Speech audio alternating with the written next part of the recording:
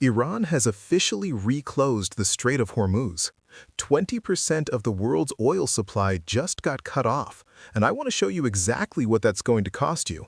Not in headlines, but in your actual bank account. By the end of this video, you're going to know three things.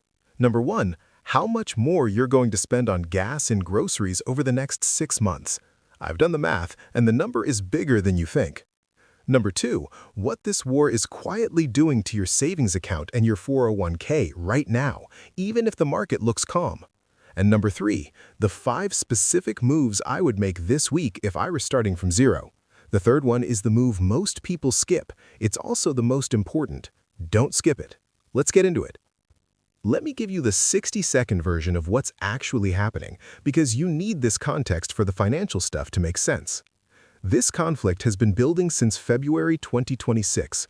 The US and Israel launched what the military called Operation Epic Fury, a series of strikes targeting Iran's military infrastructure. A ceasefire brokered by Pakistan on April 8th briefly paused things. That ceasefire has now collapsed. As of April 13th, Iran reclosed the Strait of Hormuz in retaliation for a US naval blockade. As of today, that closure stands. Here's why that matters to you personally. The Strait of Hormuz is a narrow waterway. At its narrowest, it's 21 miles wide. And 20 to 25% of the entire world's oil and gas flows through it every single day. That route is now effectively shut down. Now, I'm not a military analyst. I don't know how or when this ends, but I am a finance channel. And what I can tell you is what all of this means for the money in your pocket. So let's talk about the 3 ways this war is already hitting you financially, whether you realize it or not. Hit number 1, gas. And the bleeding has already started. For the first time in 4 years, the US national average for regular gasoline crossed $4 per gallon. That happened on April 2nd. As of today, it's sitting at $4.05 per gallon. In the first week after the strikes on Iran began, gas prices jumped 48 cents per gallon. 48 cents in 1 week. AAA reported prices were rising 5 to 10 cents every single day during active hostilities. Now, let me put that in real numbers for you, because gas is more expensive is a headline. What it actually costs you is a different conversation. The average American uses roughly 500 gallons of gas per year. At a 48-cent increase, that's $240 more out of your pocket this year just from the first week's spike alone. If prices reach $5, which Goldman Sachs has not ruled out, you're looking at $500 to $700 more per driver per year. For a 2-car family, that's $1,000 to $1,400 quietly leaving your bank account this year, not because you changed your habits, not because you're spending differently, just because a war started on the other side of the world. And here's the part that honestly got me when I read it. President Trump was asked about the rising gas prices. His response, and I'm quoting directly, was that higher prices at the pump are a very small price to pay for US and world safety and peace. I'm not here to argue politics. I genuinely am not.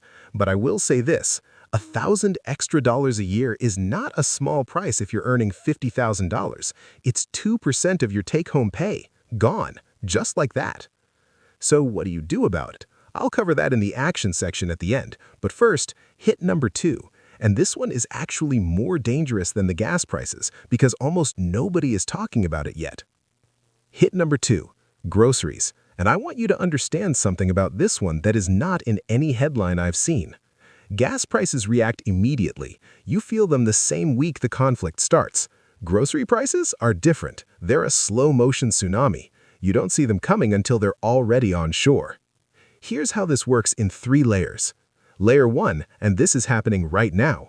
Every refrigerated truck that moves food across this country runs on diesel. Every delivery van, every freight container. When fuel costs go up, shipping costs go up. When shipping costs go up, your grocery bill goes up. That's already in motion.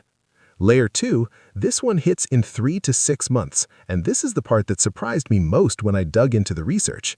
The Persian Gulf doesn't just export oil, it produces 12% of the world's nitrogen fertilizer, 12% of what farmers use to grow the food you buy. That supply is now blockaded, which means lower crop yields, which means by the fall of 2026, you're looking at food-at-home inflation running 3 to 6% higher than it is today, on top of inflation that's already elevated. That's not speculation. That's the fertilizer supply chain being cut and the math playing out over the next 2 growing seasons. Layer 3, this is your early warning signal. Look at what's already happening in Gulf cooperation countries, the nations right next to this conflict. Staple food prices there have already surged 40 to 120%. Retailers are airlifting goods to bypass the maritime blockade. We are 3 to 6 months behind that curve. The U.S. is insulated by distance and reserves, but the trajectory is not going in a good direction. And here's the thing that hit me hardest in my research for this video. On Reddit, on r/poverty finance, there's a viral sentiment right now that people are already sharing survival tactics, adding lentils and quinoa to ground beef to make it stretch twice as far, bartering services with neighbors for food, doing no-buy 2026 challenges just to keep the lights on.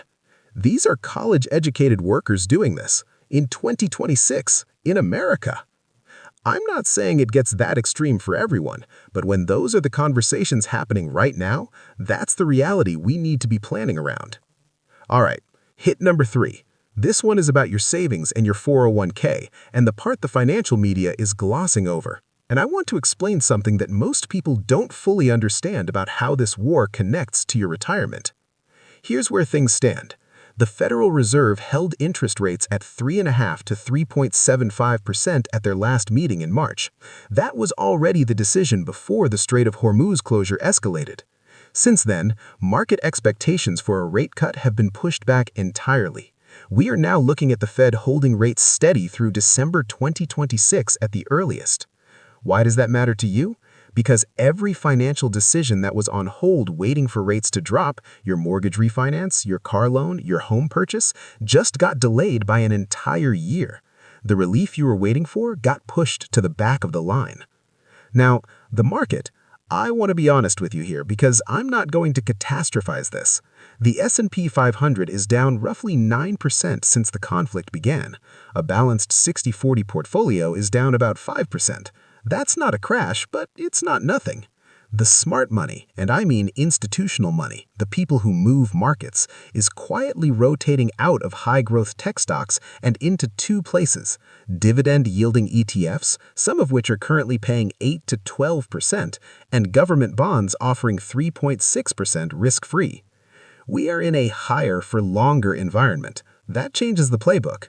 I'll tell you exactly what moves to make in a moment, but first, I want to flag something that's a bigger, slower story in the background, something to keep on your radar over the next 12 months. In financial circles and on Reddit, there's a growing theory about what this war means for the petrodollar. For decades, oil has been priced in US dollars globally. That's been a massive source of dollar strength. The theory going around right now is that this conflict, combined with China's moves, could accelerate the shift towards pricing oil in yuan. If that happens, the dollar weakens, your savings lose purchasing power, and everything we've talked about, the gas prices, the groceries, the rates, gets measurably worse. I'm not saying this is definitely happening. The US dollar is still the world's reserve currency for very deep structural reasons. But this theory is being discussed at Goldman Sachs right now, not just on Reddit. It is worth watching. I want to add one more layer to this before we get to the action steps, something that I think is happening right now that is not getting enough attention. The war is not just hitting your gas tank and your grocery bill. In a lot of cases, it is giving your employer a cover story. Here's what I mean. On Reddit, on r/AskReddit and r/Poverty Finance, there's a viral sentiment right now that companies are AI washing their layoffs, that they were already planning to cut costs, to replace roles with AI to protect profit margins, and the economic instability of this war has given them the perfect headline to do it under. One quote that got 40,000 upvotes: AI is not the driving force behind layoffs. The real reason is greed and the slow burn of economic collapse. Now, I'm not saying every layoff is a cover story. I'm saying this: if you are in a white-collar role that involves processing information, writing, analysis, or customer service, the kind of work a language model can do, your job is at higher risk in a war economy than in a normal one. because the financial pressure on your company to cut costs just doubled. The layoff won't be announced as "we replaced you with AI." It will be announced as "restructuring due to economic uncertainty." That is the pattern. Don't be caught off guard by the language. Which brings me to the 5 moves. Let's talk about what you actually do with everything I just told you. 5 moves, specific, actionable, designed for a higher for longer war economy. Let's go. Move 1. Gas. Lock in your fuel costs this week. Download Gas Buddy today if you don't have it. It finds the cheapest gas near you in real time. Sounds simple. At 5 to 10 cents per gallon daily movement right now, driving 3 minutes to a cheaper station is not small. Second, if you don't have a credit card with gas cashback, get one. 2 to 5% back on every gallon means you're effectively paying less than the sticker price. That's a permanent reduction that compounds every fill-up. Third, if your commute is over 30 miles each way, run the math on a hybrid lease. Right now, not eventually. At $4 gas, the monthly fuel savings on a hybrid can offset a significant portion of the lease payment. The math changed this month. Move 2. Groceries. Price lock before the fertilizer shock hits. This is not doomsday prepping. This is basic financial arbitrage. You now know that grocery prices are going up 3 to 6% in the next 6 months because of the fertilizer supply disruption. That's information most people don't have yet. Go to Costco or Sam's Club this week and buy a 3-month supply of non-perishable staples: rice, lentils, canned goods, oats, pasta. You are buying at today's prices before the supply shock reprices everything. Every dollar you spend on non-perishables today is a dollar that earns a 3 to 6% return over the next 6 months by beating food inflation. That beats a savings account, and you were going to buy the food anyway. Move 3. Your portfolio. Rotate toward income, not just growth. This is the move most people skip because it feels boring, and boring is exactly what wins right now. In a higher for longer environment, growth stocks are fighting against high interest rates. Income-generating assets, dividend ETFs, bonds, benefit from the same environment. Dividend ETFs are currently yielding 8 to 12%. That's not a typo. While the S&P 500 is down 9%, there are funds cutting you a check every quarter. Government bonds are paying 3.6% risk-free. I'm not saying sell everything. I'm saying if you have zero exposure to dividend income right now, consider rotating 10 to 20% of your portfolio in that direction. This is the higher for longer playbook. It's different from the bull market playbook most of us have been running. Move 4. Your emergency fund. Stop leaving free money on the table. With rates frozen at 3.5 to 3.75% through at least December 2026, there is absolutely no reason to have your emergency fund sitting in a big bank savings account earning 0.01%. High-yield savings accounts right now are paying 4 to 5% annually. That's free money on money you need to keep liquid anyway. If your emergency fund is $10,000, you are leaving $400 to $500 a year on the table by not making this switch. Open one this week. It takes 10 minutes. SoFi, Marcus, Ally, any of them. Just stop giving the big banks a free loan with your safety net. Move 5. Your job. Build your AI-proof layer now, not when the layoffs are announced. This is the move that pays dividends for years, and I know it's the hardest one to hear when you're already stretched thin. You need one thing that makes you harder to replace in a cost-cutting environment. One skill, one credential, one income stream outside your employer. It doesn't have to be dramatic. It could be learning a specific technical skill in your field that's genuinely AI-resistant. Trades, healthcare, complex client relationship management. It could be a side income that covers even $500 a month. It could be a professional certification that puts you in the top 10% of your role. The window to do this is before the layoffs are announced, not after. Right now, you have time and optionality. Use it. Here's where we are. The Strait of Hormuz is closed. Gas is over $4 and climbing. The fertilizer shock is 3 to 6 months away. The Fed is frozen through December, and companies are quietly using economic uncertainty as cover to reshape their workforce. Most people are going to find out about all of this when they're already paying for it. At the pump, at the register, in a termination email. You now have a 3 to 6 month head start. That is genuinely rare. The 5 moves I walked you through, gas, groceries, portfolio, emergency fund, job security, none of them are complicated. All of them compound, and all of them work better the earlier you start.